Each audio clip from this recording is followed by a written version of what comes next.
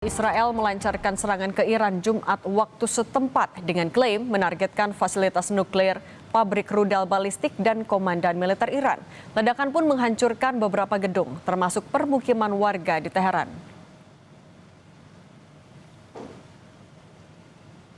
Militer Israel mengerahkan 200 jet tempur yang menyasar sekitar 100 target di seluruh Iran, termasuk Teheran. Sebelumnya, Perdana Menteri Israel Netanyahu mengklaim telah meluncurkan operasi Rising Lion yang ia klaim sebagai operasi militer untuk menangkal ancaman pengembangan senjata nuklir Iran.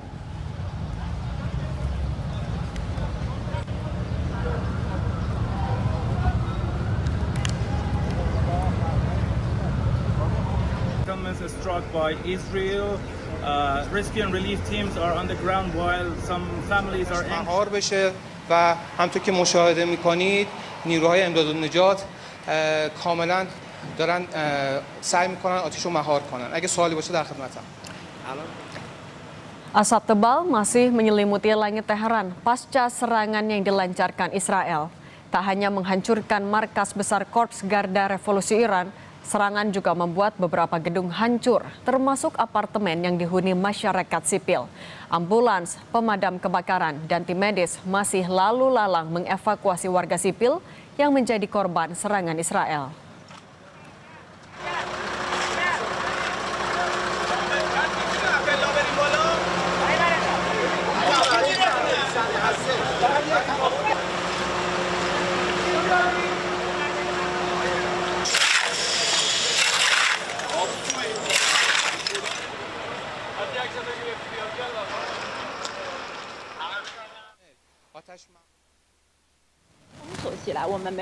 Serangan yang diluncurkan militer Israel tak hanya menghancurkan bangunan.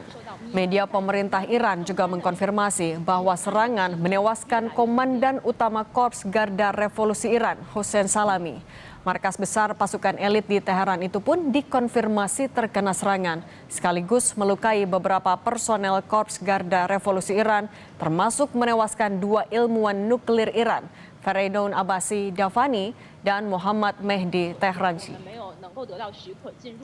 可以说，目前在德黑兰，我可以很明显地感受到弥漫在人们中间的这种紧张的气氛越来越浓烈。 Lewat rilis tertulis yang diterima Kompas TV, pemerintah Republik Islam Iran lewat kedutaan besarnya di Jakarta mengatakan sebagai berikut, serangan ini merupakan pelanggaran nyata terhadap Pasal 2 Ayat 4 Piagam Perserikatan Bangsa-Bangsa dan merupakan tindakan agresi terang-terangan terhadap Republik Islam Iran. Sesuai dengan Pasal 51 Piagam PBB, Iran memiliki hak hukum dan sah untuk membela diri dan Angkatan Bersenjata Republik Islam Iran akan merespons dengan seluruh kekuatannya dalam waktu dan cara yang dianggap tepat demi mempertahankan kehormatan dan kedaulatan bangsa.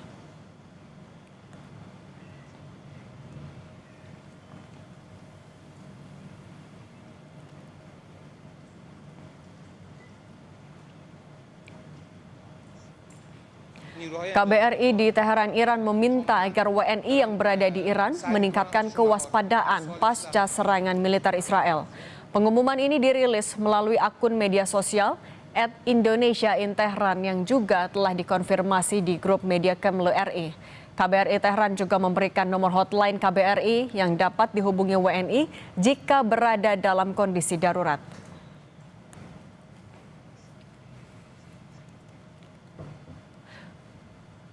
Untuk mengulas serangan Israel ke Iran dan dampaknya terhadap Indonesia, kita bahas bersama analis Timur Tengah Hasibullah Satrawi dan juru bicara Kemlu dan Dubes Indonesia terpilih untuk Iran, Pak Roy Sumirat.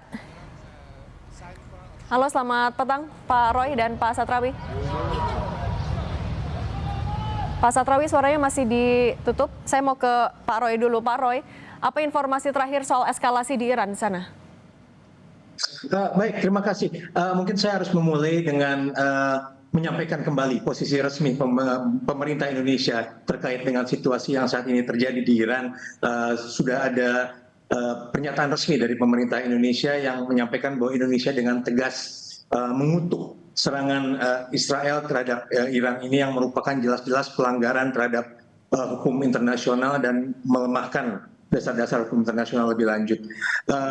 Dan beberapa saat yang lalu Bapak Menteri Luar Negeri juga sudah melakukan komunikasi langsung sekaligus memimpin rapat koordinasi dengan teman-teman yang sedang berada di Kedutaan Besar Republik Indonesia di Teheran untuk mendapatkan informasi terkini di Teheran itu sendiri. Yang kami peroleh informasinya bahwa saat ini situasi relatif terkendali.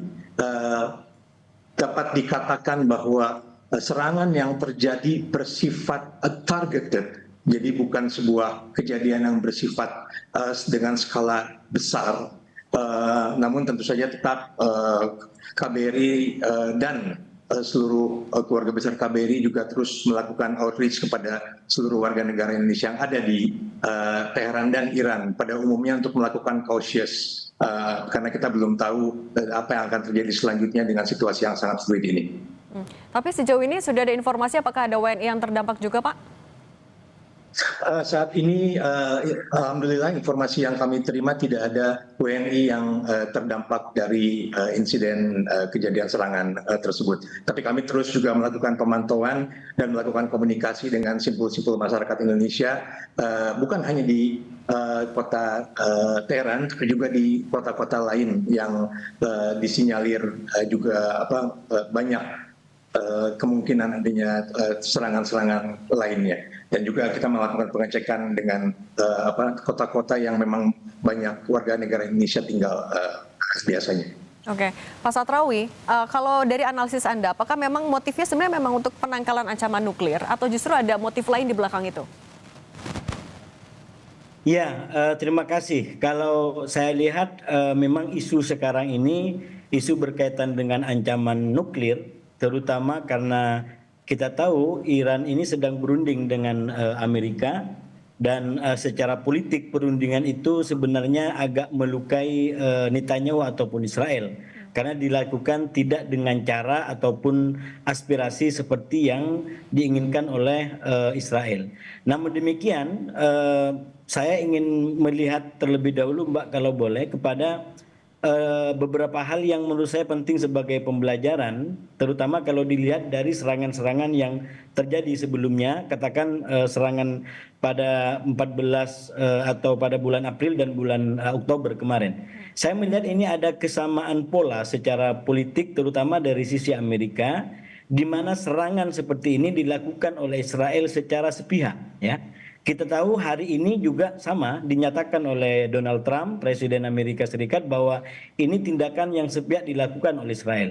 Jadi dengan demikian publik dunia atau Timur Tengah mengecualikan Amerika dari tindakan yang dilakukan oleh Israel. Dan yang kedua, saya melihat tindakan seperti ini secara politik dilakukan oleh Israel dalam situasi yang posisinya Israel, terutama Netanyahu, tidak dalam kondisi yang cukup mengenakkan. Kita tahu di antara Amerika dengan Israel sendiri belakangan berada dalam hubungan yang tidak harmonis, terutama di antara Trump dengan Netanyahu. Minimal yang ditampakkan di depan layar. Misalkan dalam kunjungannya ke negara-negara Arab Teluk itu Trump bahkan tidak mampir ke Israel. Bahkan banyak kejadian yang itu menunjukkan Trump jalan sendiri seakan-akan tidak dengan Netanyahu. Misalkan soal perundingan dengan Iran, kemudian soal kesepakatan dengan Houthi yang itu dilakukan tanpa bersama atau persetujuan. Oke, artinya kondisi ini juga akan membuat eskalasinya akan semakin panas. Sebelum ke sana saya ingin mengatakan Israel semacam menggunakan play victim, ya, untuk mendapatkan kembali dukungan terutama di Amerika dan masyarakat internasional. Cuman memang yang sekarang digunakan ini adalah menggunakan isu nuklir. Jangan lupa bahwa ini yang membedakan daripada krisis sebelumnya. Kalau krisis sebelumnya itu masih ada hubungan, boleh kita sebut sebagai sebab akibat. Ya, Israel diserang oleh Iran maka Israel serang balik. Itu peristiwa pada bulan April, ya. Misalkan serangan Iran terjadi 13-14 sebagai balasan kepada yang dilakukan oleh Israel. Sama juga yang di bulan Oktober, itu Israel menyerang Iran kurang lebih tanggal 26 setelah Israel melakukan serangan ke Iran, melakukan serangan ke Israel pada 1 Oktober. Jadi masih ada hukum sebab akibat di antara serang menyerang ini. Oke, dan tapi yang terjadi itu betul-betul tidak ada tidak ada hubungan sebab akibat. Jadi ini isunya murni tentang isu nuklir dan keterancaman yang secara sepihak diklaim diajukan oleh Israel. Oke, Pak Roy, dengan masih adanya kondisi seperti itu di Teheran, apa arahan khusus dari Kemlu, dari KBRI untuk WNI yang di sana, atau mungkin ada WNI yang akan melakukan perjalanan ke sana? Apa arahannya? Sebenarnya ini sebuah hal yang kami lakukan tidak hanya kepada WNI yang ada di Iran ataupun yang akan melakukan perjalanan ke Iran. Secara umum kami selalu memberikan himbauan kepada seluruh warga negara Indonesia yang akan bepergian ke luar negeri agar juga terus memantau situasi di lokasi, di destination ya. Dan juga tentu memperhatikan perkembangan situasi di seluruh perjalanannya. Dan juga yang paling penting adalah melakukan kontak dengan KBRI atau KJRI setempat, karena akan lebih memudahkan bagi kami di Kementerian Luar Negeri dan seluruh perwakilan Indonesia yang ada di luar negeri untuk melakukan pemantauan dan memberikan bantuan apabila memang dibutuhkan. Kalau seluruh warga negara Indonesia yang melakukan perjalanan itu melakukan pelaporan secara reguler kepada perwakilan Indonesia yang terdekat. Saat ini yang kami tahu, beberapa jam yang lalu kami masih cek bahwa meskipun situasi relatif masih terkendali, namun berita yang kami tangkap adalah bahwa komunikasi melalui udara saat ini sedang ditutup airspace-nya di beberapa negara tertentu, sehingga tentu hal ini juga perlu diwaspadai untuk warga negara yang akan melakukan perjalanan lebih lanjut. Oke, Pak, Pak, tadi kan Anda juga menyebutkan, Pak, kalau misalnya ini sebenarnya murni terkait juga dengan nuklir, tapi apakah ini akan dampaknya melibatkan negara-negara di sekitarnya? Iya, saya rasa dalam situasi seperti sekarang, ini juga mungkin nanti sedikit tentang warga kita di sana. Ini saya melihat hampir pasti akan ada eskalasi yang cukup kuat ke depan ya. Dan menurut saya ini waktu yang harus diantisipasi secara seksama, terutama oleh pejabat kita, oleh bapak-bapak kita, bapak Dubes dan mungkin Kemenlu, untuk betul-betul memberikan informasi yang cukup kepada warga kita di sana untuk demi keselamatan mereka. Kenapa? Saya melihat polanya adalah Iran itu tidak langsung membalas. Kalau kita belajar di serangan April dan Oktober, itu dibutuhkan 1 minggu bahkan 2 minggu untuk kemudian mengambil sebuah tindakan balasan. Nah, artinya kalau ini dipraktikkan sekarang, itu mungkin serangan yang betul-betul akan mematikan dan cukup besar, mungkin akan lebih cukup waktu, dan itu artinya akan banyak waktu yang sifatnya menjadi ketegangan bagi kedua belah pihak. Dan di saat itu, di tengah-tengah itu, maka menurut saya terutama kedubes kita di sana untuk betul-betul memberikan informasi yang cukup, yang detail kepada warga untuk melakukan apa yang harus dilakukan sehingga tidak membahayakan kehidupan mereka. Saya menduga ini dalam waktu-waktu ke depan akan semakin membesar eskalasinya, karena serangannya dibanding daripada yang sebelumnya ini jauh sepertinya lebih besar ya.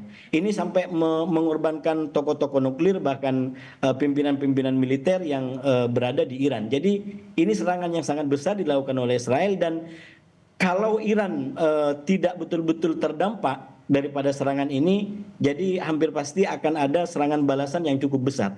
Terkecuali ini betul-betul fasilitas nuklir dan mungkin senjata Iran terganggu dan terdampak langsung daripada serangan ini, mungkin itu akan membuat serangan balasannya tertunda beberapa waktu atau paling tidak langsung dalam beberapa hari ke depan.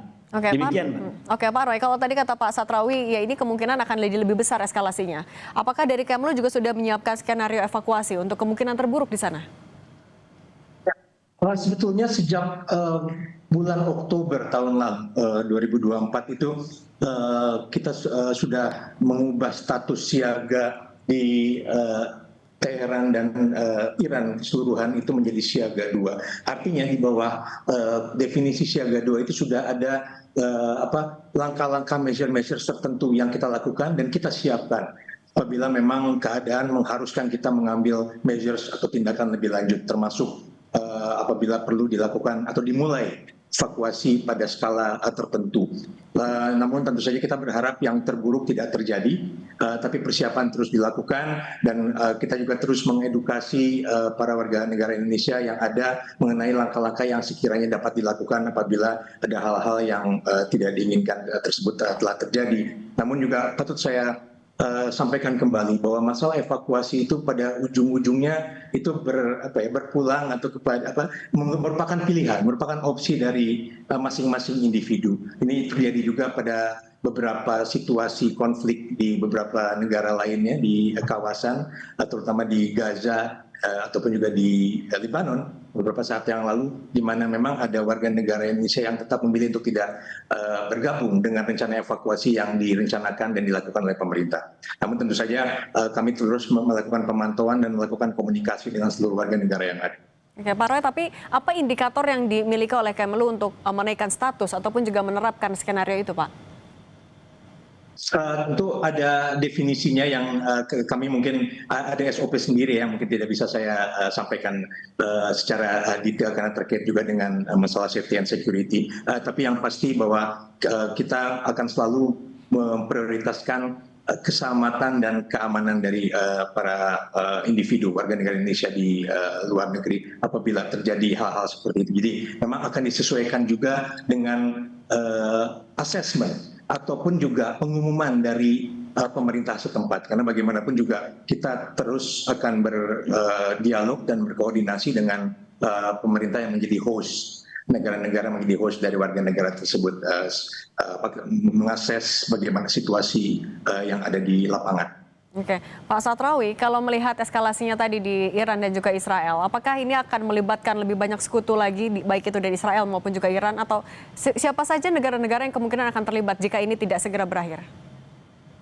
Iya, yang pasti kalau saya lihat dari Iran yang sudah dinyatakan bahwa kemungkinan serangan balasan itu yang pertama dalam bentuk langsung seperti dilakukan sebelumnya oleh Iran, serangannya ke Israel, atau juga bisa dilakukan melalui proksi, melalui kelompok-kelompok atau poros-poros Iran yang selama ini memang sudah bertempur dan berperang melawan Israel. Katakan ada Houthi di Yaman, kemudian Hizbullah di Lebanon yang sekarang terus terang Hizbullah itu diikat oleh perjanjian-perjanjian terutama juga dengan Israel, bahkan juga dengan pemerintahan Lebanon, sehingga ini ibarat dipaksa untuk tidak bisa keluar lebih leluasa. Nah, kalau serangan terus meningkat, eskalasi terus meningkat, bukan tidak mungkin proksi-proksi Iran ini, kelompok-kelompok perlawanan yang ada di sekitar Israel ini akan menjalankan tugas dan serangan untuk menjadi kepanjangan tangan daripada Iran untuk menyerang Israel secara langsung.